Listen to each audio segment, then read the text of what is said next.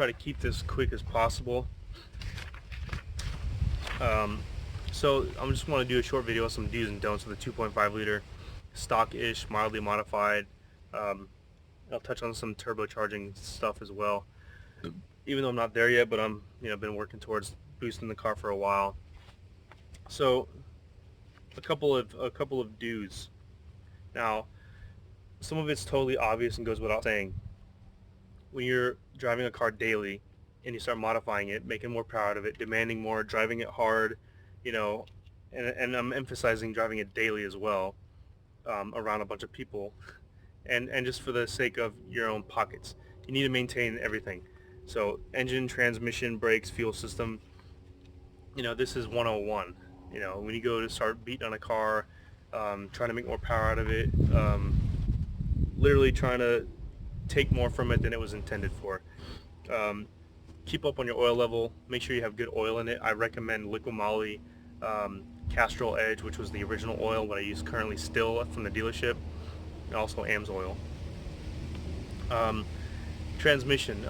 The manual transmissions, I can't speak for the automatic 09G guys. I don't know the interval, but as far as the manual transmissions, 5 and 6 speed swaps, 5 speed and 6 speed swaps. I recommend genuine OEM gear oil. There doesn't seem to be an interval in the owner's manual about how often they change it. It says lifetime. I don't go by that at all. I don't believe in that. I say change your gear oil out every 60,000 miles for moderate driving. If you race all the time, obviously if you're racing, beating on it and getting like grinding, change it more often. Change it with some good OEM gear oil, or other gear oil that I recommend is GM Synchromesh Redline MT90 or Valvoline 7590 synthetic gear oil, which Valvoline was suggested to me by Pelican LSD company, which is what I have in the car now. So good engine oil, good transmission gear oil. Stay with a 5 or 10,000 mile engine oil interval. Keep up on your oil level. Make sure your gear oil it's good oil. Make sure your level is fine. A bunch of guys run into issues with not being able to get any gear that well, grinding, and it's because they never even checked their gear oil level. You can't check the level, but you can drain it out, get rid of the old stuff, and put the proper amount of the new oil in there. Now, there was a change, a year-to-year change, I think around 07, based on how you drain the oil, which depends on how much goes back in it. The total capacity, I believe, was 1.9 quarts, I think it is, but basically I buy 2 bottles of genuine OEM gear oil. It's GL4. 2 bottles, drain it all out, which there's a process to it with the 5 speeds, and I might make a video on that one day as well, just explaining it, since I don't have this 5 speed in it anymore. But there's a process to do it right, to get all the oil out that you can, and I put 2 full bottles in there and I'm good to go.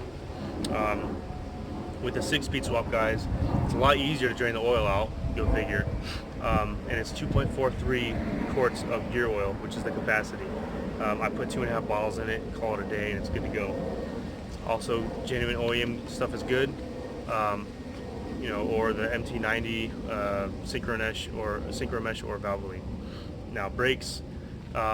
I went a long time without changing my brake fluid, and over 100,000 miles easy. I don't recommend it. I didn't really have any problems, but they say the longer your brake fluid is in there, it can develop some moisture and corrode some seals or whatever, or just make braking performance drop. So, the owner's manual should have the interval for changing your brake fluid in there. If not, just call your dealership. They'll gladly tell you all that information. In the fuel system, a lot of 2.5 owners that are stock or mildly modified, not tuned mostly, they don't want to spend a lot of money on the car. They just put 87 octane gas in it, and it's fine. It runs fine off of it, obviously, but eventually it's going to tarnish things up, like clog your fuel injectors, clog your fuel filter if you don't change it very often, or even have issues with your fuel pump. So if you do like to use 87 octane once in a while, I say fill up with 93 octane. Especially top tier gas stations. Like I always like going to Shell, or around here Speedway. Speedway here in Central Florida has really good gas, but Shell, you can't go wrong. Fill it up with 93 octane. It'll help keep your system clean. Car will run better, get better gas mileage, while not that big of a difference, but still. Using OEM parts. Spark plugs, I only use NGK, and I also recommend Bosch if you want to. I've only used NGK. Like when I go to Napa and get them the product number is like 4435. I like those because they're inexpensive. NGK nickel core, they perform great. They last a long time still. I change my plugs like crazy because I like to have fresh plugs in it when I go to the track or go to the dyno or just go out on the weekends to mess around with my friends. I want to make sure that I have good plugs in there. The nickel core aren't supposed to last quite as long as like the double platinum and iridium. Iridium plugs and platinum plugs last, you know, like 100,000 miles. That's what they're designed for. But they're retarded expensive. Um, they can be like $11 to $14 per plug, which is insane. While the nickel core and copper core is like $3 a plug. So that's why I go with them. Um, let's see, oil filter. Some people use aftermarket oil filters. They collapse in on themselves. They can cause oil pressure problems. You don't want that. That's a horrible, horrible thing to do. Saving $1 or $2 for an oil filter or a fuel filter just to have potentially huge problems in the future. MANN makes the OEM oil filters and fuel filters. Stick with them. I believe the fuel filter is a 4-bar filter. It should say it on there. It's got a built-in regulator, so go with those, and it's going to be fine. They'll last a long time as well. 10,000 mile oil changes. Fuel filter I think is every 45,000 miles if I'm correct. I should probably change mine soon. Um, one thing I suggest when you're driving spiritedly, modifying the car a little bit and having more fun in it. Try to. I'm taking my own advice. Trying to take my own advice here. The majority of the time you're driving it, try to drive it easy. Drive it normal. You're gonna save money on gas for one. I can't believe how much gas I go through because I drive to have fun. You know, um, just take it easy the majority of the time because in the long run, which I'm experiencing right now, in the long run you're gonna experience that your engine's getting tired. You're losing compression. It's not making the same power it used to. You know, and it's obvious to me now. I can tell. I do burn a little bit of oil. It doesn't smoke out of the exhaust, but I consume a little bit of oil between changes. Normally, I never used to. When the car was new, like the first 80,000 miles of use, it never sipped any oil. It was still full when I'd go to change it, which was crazy. Um, but I do burn a little bit now. It's not a huge deal. I don't leak any either, so it's not the end of the world. But I have lost some compression. I did a compression test, and it was like a fresh motor, 2.5 liters, like 185 psi per cylinder. Now it's like 120, 130, depending on what cylinder you're looking at. And I've noticed it in performance as well. On a private course, I was able to hit 145 miles an hour a couple times, like 3 years ago. Now it struggles to hit 130 because the compression is a lot lower. So, you drive it easy the majority of the time, and it'll last a lot longer. It's a really big deal to save life on your clutch and your brakes and your tires and your gas. It's just a win-win. Just try to pick when you want to have fun. Also, can save you some speeding tickets. So, oil. I recommend the OEM oil that came in my car was Castrol Edge in the black bottle. I still use it at the dealership today. I work at the dealership, and that's what I use in my oil. Castrol Edge 5W40. When winter hits, Florida only gets to like high 30s, low 40s. It's not that big a deal. But if you live in a cold climate and you want a little bit thinner oil at the ambient temperature, you can get 040. Castrol does offer 040, a European formula. It's harder to find. Like the 5W40 isn't in all the dealerships. It's in Walmart, for God's sakes. Overnight, you can go to Walmart at 2:30 in the morning and get 5W40 Castrol Edge. The 040 is a little bit harder to find. Also, as far as brands go, I recommend Liquid Moly and Amsoil. They're great oil. A little bit more expensive, but still worth it in my opinion if you don't want to use Castrol. I still stick with 5W40 or on cold climate 040. I don't change the viscosity on the running temperature of 40. I like to keep it at the OEM spec. Gear oil, I recommend Volkswagen's OEM GL4 gear oil for 5 or 6 speed. Redline MT90 is another good one. Valvoline 7590 synthetic gear oil, which was recommended to me from Pelican when I did the LSD swap. And GM Synchro Mesh was another good one. So some of the don'ts I recommend for this car that you don't do. The 5 speeds are known to have differential failure in a lot of cases. Doesn't happen to everybody. It's happened a lot. It happened to me at 74,000 miles. I was really hard on this car. Don't do burnouts. These cars hate burnouts. It's sure it looks cool, feels cool, whatever. It's also obnoxious. You can also get fucking big trouble for doing a burnout in some parking lot that you don't own. and it's probably the leading cause of differential failure, doing burnouts, spinning your tires in the rain, um, violent wheel hop. You know what I mean? Which you can remedy wheel hop in a few different ways. I'll touch on real quick.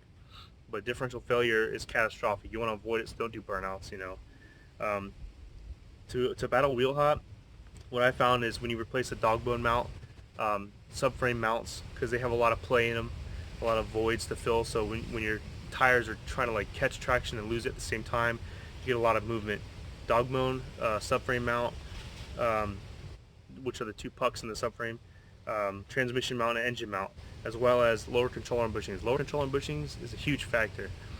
What I recommend to anybody in a Mark 5, probably Mark 6 too, I'm just not as familiar with their chassis. Lower control arm bushings from, if you go poly and you get them from like White Line, um, I think Energy Suspension or like Tyrol Sport, maybe they have them as well. But I have OEM Audi S3 control arm bushings. They're OEM brackets and they're still made of rubber, but they're solid rubber, so it holds them in place a lot better. I recommend those highly. Um, I think they come off of like a 2008 Audi S3, so you call up an Audi dealership, you can get the part numbers that way. Um, Dogbone mount, subframe mounts, engine and transmission mounts. Honestly, I highly recommend 034 Motorsports to anybody. I have those, except I have the engine and transmission mount from Black Forest Industries Stage 2 because I wanted to go like full race. I wanted no movement in my engine bay, so they're great, but they have a lot of vibration in the engine bay. So I recommend 034 for everything else for the daily driver, especially when you have a kid, a girlfriend that gets annoyed by the modifications kind of thing. And they're not very expensive. Um, Another don't that I would touch on, this is subjective, it's my opinion. I know Volkswagen, there's a lot of people that slam their cars, with airbags and stuff like that, so obviously not everyone's going to agree with this. I say don't slam your car too much. Driving spiritedly, driving hard on a low car, whether it's maxed out coilovers or airbags on the ground. Um, One obvious thing is you're threatening your oil pan. I've seen it happen a bunch of times where someone's driving through a parking lot. They want to look cool while they're cruising through the parking lot, so they're almost aired out all the way. They rip off their oil pan and they're stranded until tow truck gets there. And guess what? It's not covered under warranty. You got to fix the stuff yourself. Um, Also, there's axle binding. The axles are meant to work in a certain geometry with the ride height, with some movement, some play. They don't like being slammed where they're almost like on the same plane, and turning hard and doing burnouts and stuff like that. Raxels kind of fix that issue if you want to drive a real low suspension setup and drive hard, go drag racing, autocrossing, whatever. Raxels will make it to where they don't break when your car's lowered, but they're expensive. If you still have OEM axles, I would just not drive hard on a low airbag setting or go maxed out on your coilovers. Just be more track related. Cars on the track that are breaking records are not tucking their tires. So just food for thought. Also, it ruins some of your suspension components like your sway bar end links. They go bad as it is on stock suspension. Various other bushings like tie rod ends, ball joints, and even controller bushings can probably be affected by driving on too low of a setup. But I'm on coilovers, WRD coilovers. I think I'm like 2 inches lower than stock or something like that. So, but I'm just saying when you're extreme, you can start damaging a lot of stuff. So just be aware of it. Um, short shifters. Um, Short shifters are good for the way they feel. Like everyone likes the more crisp shifting, and I'm all for it. I have a Diesel Geek Sigma 6 in my 6-speed swap car. I like the way it feels, but the thing is, when you have a stock tune and a heavy dual mass flywheel, having a short shifter and trying to utilize that banging gears is not really that good of an idea because of a few things. The rev hang keeps the engine spinning up. When the engine's still spinning, it's hard for those gears to slow down and line up and go through. When you're trying to force that hub ring across these synchronizers to slow down that gear prematurely, that's how you wear out synchronizers. Synchronizers don't wear out at the teeth, they wear out on the inside where the shaft meets it. So you have to be careful with that. If you're tuned and the rev hang is eliminated, that helps out a lot, but it's still not a perfect situation. If you have an upgraded clutch with a single mass flywheel that's lighter, that helps as well. Helps the engine slow down from spinning between gears, and it helps you engage the next gear quicker. If you have a tune that has a specific feature from like United Motorsports with like the spark cut, you know, That there's also things like a strain gauge. If you look that up, you're revving out high RPM, 7,200 RPMs. As soon as you go to shift, the spark cuts. It cuts that engine power and it slows it down a lot quicker between shifts, so where you can get in the next gear a lot quicker. It's really important. This is stuff that I learned recently too. So that's why it's so hard. It feels like you're hitting a wall when you try to slam third gear, or it's why you're grinding when you're slamming in second gears, because it's not slowing down enough for you between gears. So that's something to think about when you get a short shifter. Um, Lightweight underdrive pulley. This is somewhat controversial. I even had a lightweight underdrive pulley on my car before. A lot of people still do. They're still sold. A lot of people still like them. People will argue both ways. The science is that the factory dampener, the factory crank pulley, and pulleys like fluid damper, they have built-in dampening, because your engine throughout the rev range has different frequencies of micro vibrations that have to be absorbed, or else those vibrations go elsewhere and it can damage things. You know, potentially something as catastrophic as like a walking crank, or even like damaged main bearings for who knows. But it's always good to have a dampening on your crank pulley. If you have just a billet piece of aluminum, it gets rid of that, so it's not good. Another don't. It's gonna get a laugh out of a lot of people that have been around 2.5s for a while. Hans turbo kit. If you want to turbocharge a 2.5 and you go on eBay and you're looking for a turbo kit, you're gonna see the Hans turbo kit. It's like 600 bucks. Don't even bother. It's got like a KO3 turbo. Literally, the head on this car outflows it. Easy. It's totally a bad idea to try to go with anything like that. There's no turbo kits really on the market anymore. There's a few pieces you can get from like JDL Auto Design. Anything else is going to be like a used C2 turbo kit if you could find one, but their turbo manifolds aren't that reliable because the thermal expansion like cracks the manifold or whatever. You can piece them together like I am. My setup, to touch on it quickly, is basically entry-level precision turbo, 5931. It's good for 600 horsepower. It might be a little too big for what I'm going to use it for. Um, but a 5858 is ideal. 5858, 5857, right? Turbos around that size. I'm using the SPA manifold from Brazil. Brand new, they're like 400 and some change. It's about the cheapest manifold you can get, and it's cast. It's durable. It's got a 2-bolt external wastegate flange design. So like precision and tile wastegates are inexpensive. So you just put one on there and you're good to go.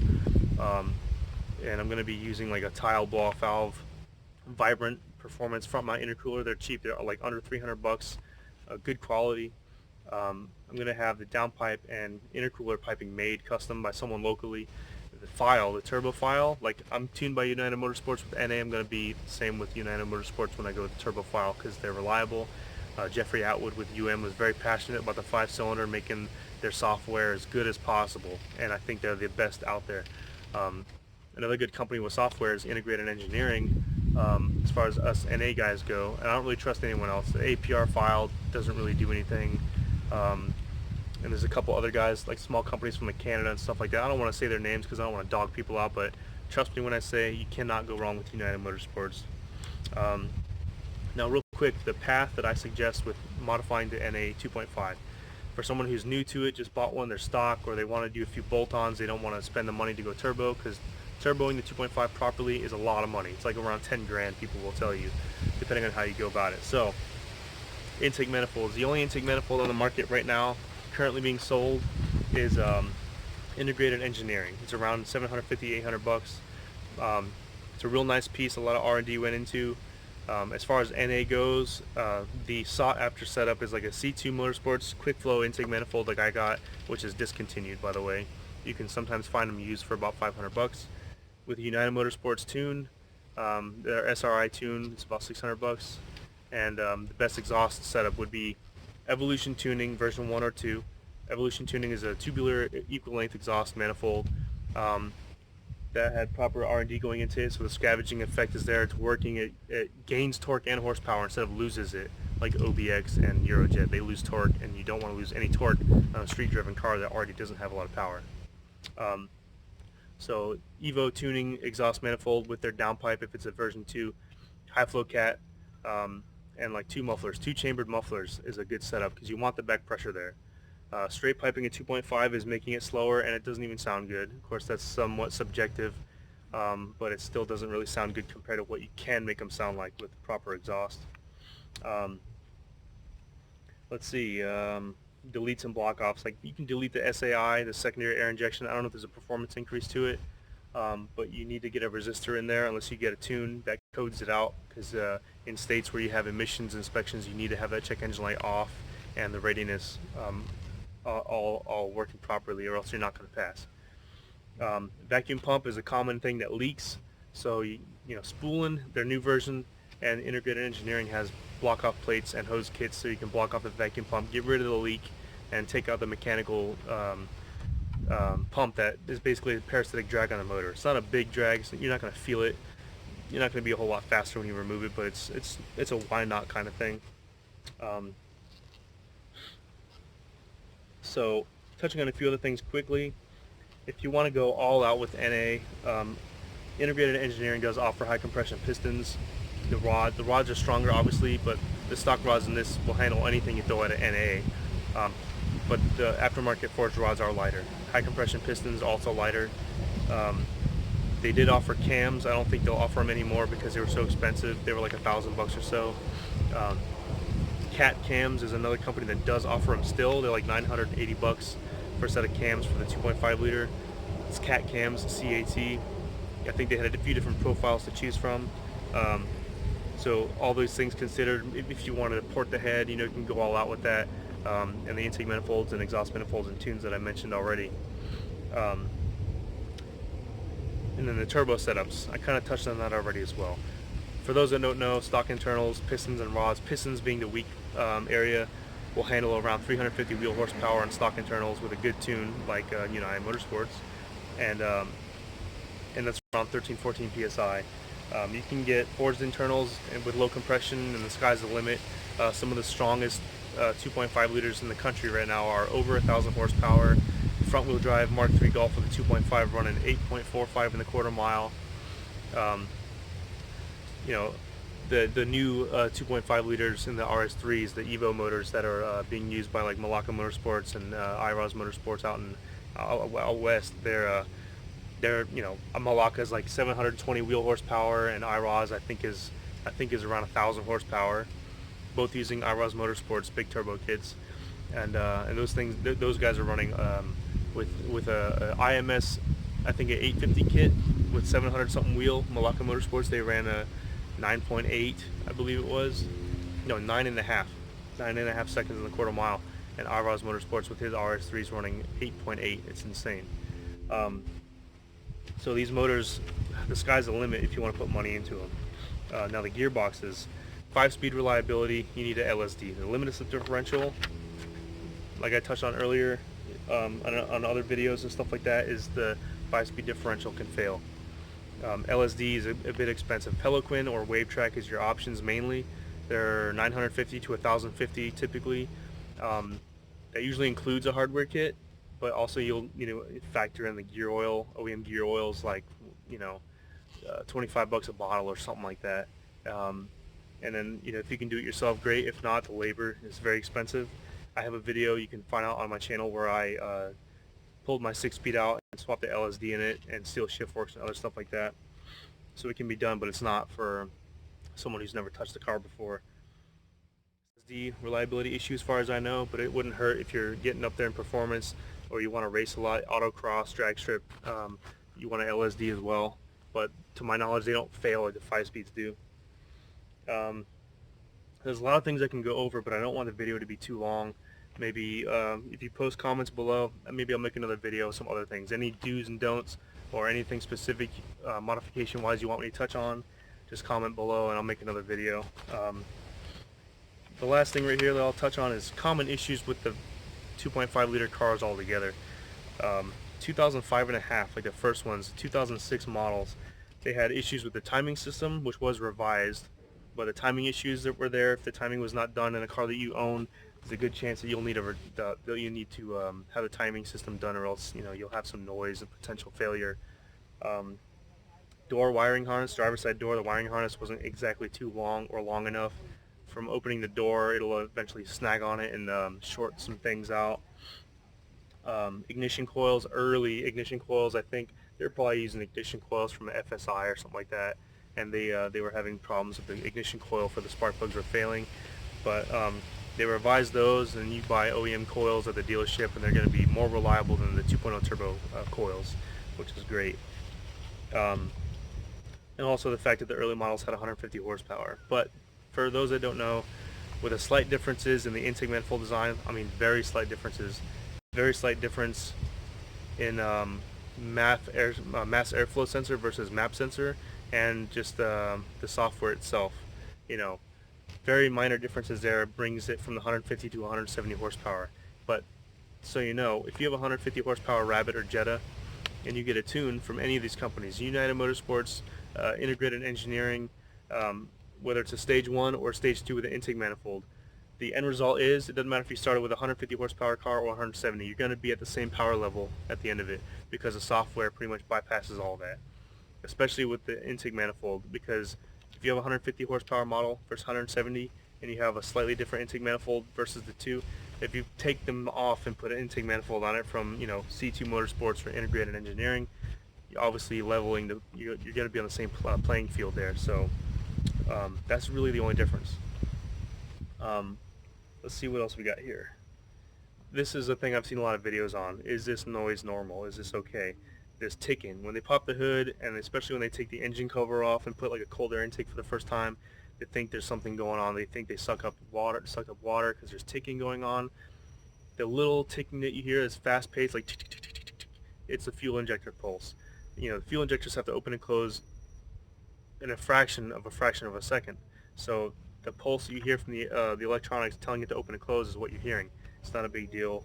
And also, always make sure you check up on your oil level just to make sure everything's good. Um, Mark 6. This isn't really 2.5 related, but the DRL lights. The DRL bulbs always go bad in those things. It's annoying. I hate changing them at work. They're kind of a pain in the ass. So that sucks. And the ignition housing with the key. Also not 2.5 related, but the ignition housing, like just putting the key in, starting the car, and turning the key off and trying to pull it out, sometimes such a pain in the ass, and some keys get stuck in there and you have to replace the whole thing. Um, all years, okay, AC control valve. Your AC gets cold, but it takes way too long to get cold. AC control valve is usually the culprit, the N280 valve. Normally you can swap them out on the Sandin brand AC compressors. There's two different brands. I think it's Sandin and Bosch, I think it is. The Sandin ones, you can change that valve out. From the OEM ones, I would still get the OEM ones. There's a company, I think it's RXK or RKX. They offer a compressor control valve that's supposed to be more reliable than the OEM ones. You can check that out as well. Vacuum pump, obviously it leaks. Headliner and the door cards, they fall on all these Volkswagens. My headliner fell at like 60,000 miles. My door card started peeling off around the same time. Super annoying. Easier to pull out with a Rabbit and a Golf than the Jetta. The Jetta is a total pain in the ass to get the headliner out, just a heads up. Um, 5-speed manual reliability differential, I already touched on that. 09G 6-speed automatic, guys, they have a valve body issue. That's pretty common. It'll be hard shifts, delayed downshifts, stuff like that. The valve body is going bad, it's faulty, so that's a pretty common issue as well. Lower control arm bushings, they go bad quite often. I see them almost every day at work. I'll see at least a couple of cars that have some tears in the lower control arm bushings. So you have to excuse me from swatting my face because I'm out here in a nice park at the front end of summer and there's bugs everywhere.